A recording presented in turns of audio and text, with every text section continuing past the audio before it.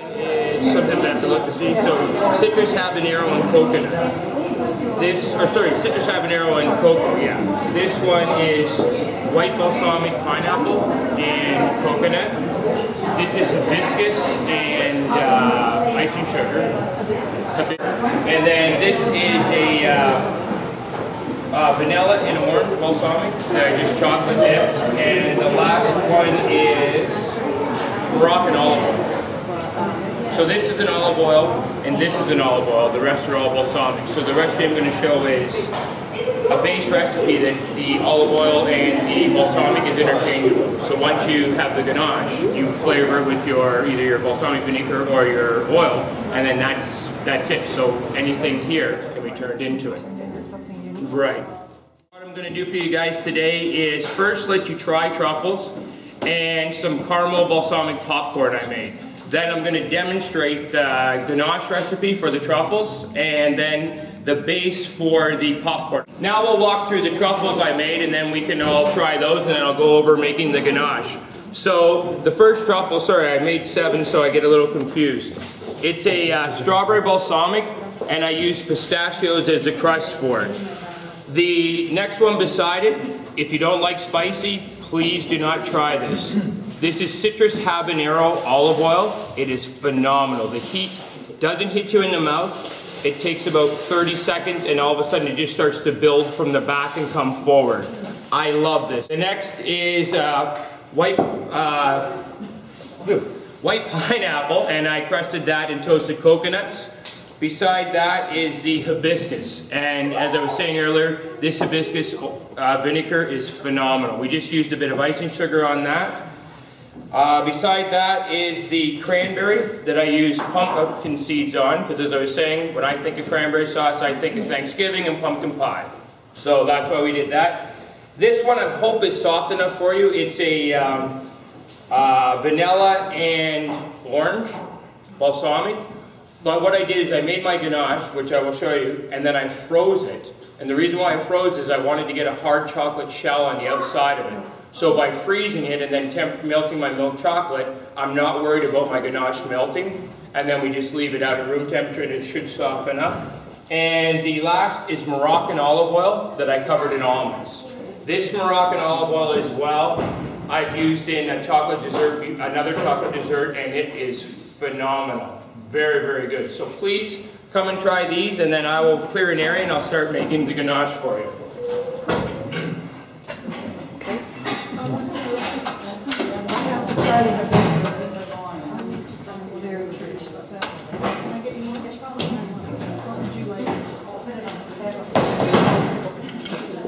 Okay, so for the ganache that we're going to be doing, what I tried to do is to follow what my mom had always told me, is keep it simple, stupid.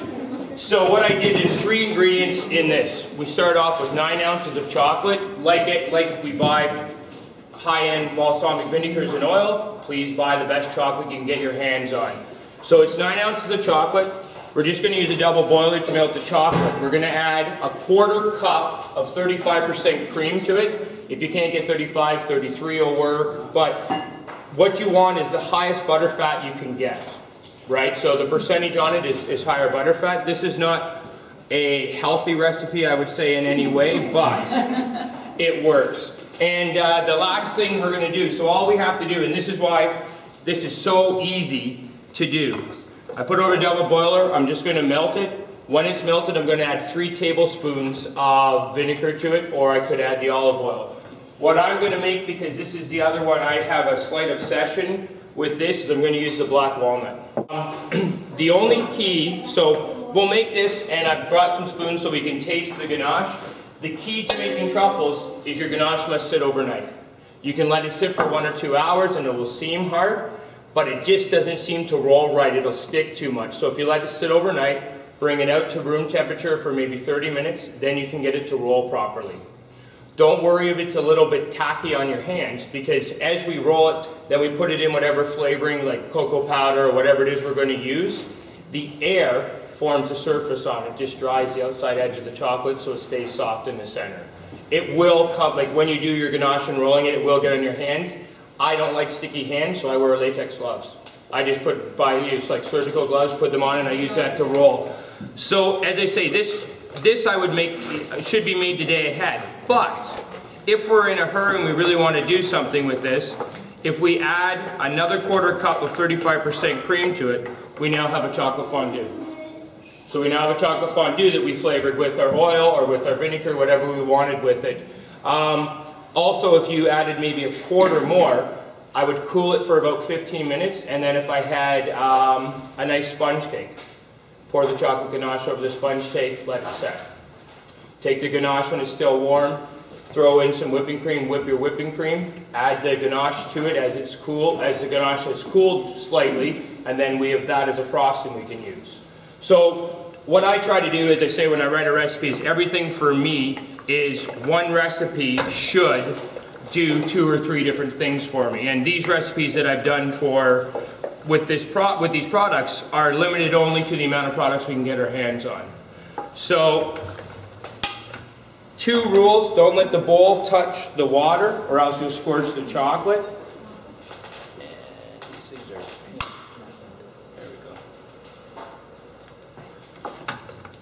How did you figure out that it was going to be 3 tablespoons of, like, was that just by 1 tablespoon at a time. That's right. Like I've made truffles for the last 15, 20 years, so I have a good recipe that I've always used.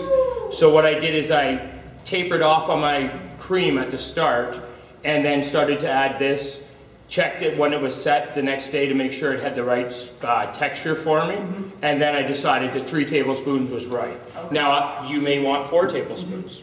You know, if you add another, teaspoon. If you add another teaspoon, the only thing that could happen is your ganache could become a little bit softer, right? Which, you know, once again isn't a problem. If you want it chocolate coated, so it's like a bonbon, it doesn't matter how soft it is. It could be almost liquidy. The thing is, it's just getting it into the form and then freezing it. So this is, as I say, how fast it is to make this.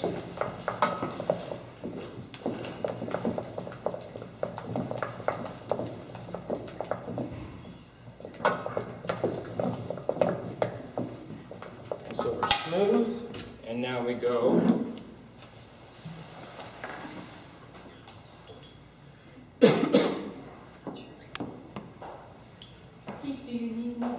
No, I think I have enough here. Yep.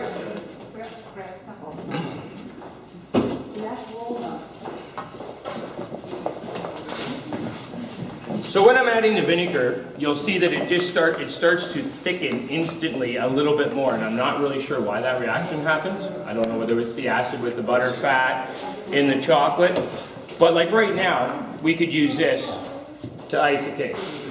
It's gonna get a little bit firm on us. You know, if I added, as I say, another 1/4 cup, that would be a perfect fondue.